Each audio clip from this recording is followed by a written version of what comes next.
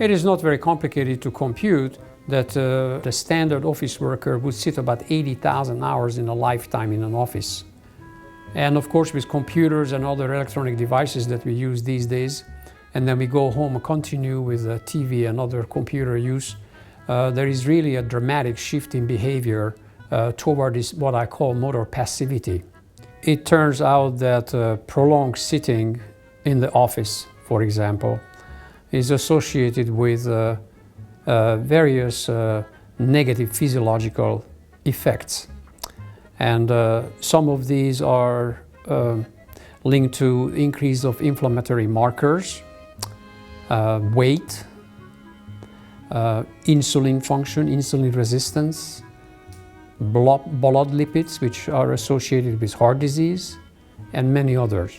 There are studies now that conclusively show that even if you go to the gym for 40 minutes, but if you sit for 7 hours, the 40 minutes exercise program that you very nicely perform and complete cannot outweigh, counteract the negative effects of sitting. We conducted was related to the oxygen uptake measurement during standing and working, and sitting in a chair and working, and sitting on a therapy ball, an exercise ball, and measuring the muscle activation using electromyography, and measuring the oxygen uptake through metabolic measurements.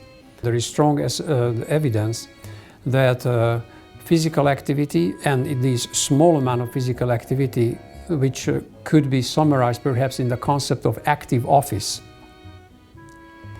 has a strong association with cognitive function, the way we think, the way we remember, and the way we function in this environment. Small behavioral changes could be that what I practice myself is that I go for every 40 minutes or whenever I have a chance for a small walk. I go one floor down and I come back one floor. We can make other small changes, well, in the office environment, which is called the active office.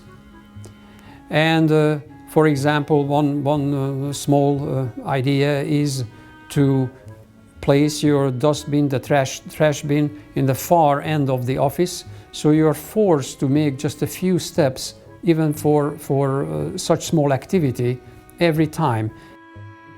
But I am thinking about policy changes at work and the national level also, where there would be areas designated in for example, in office buildings, where individuals could go to this area and, for a change of pace, walk on these office treadmills, log on and continue their work for the next 10-15 minutes, 3-4 times a day. Ultimately, if you're able to adapt and change your behavior, such small changes accumulate to health benefits.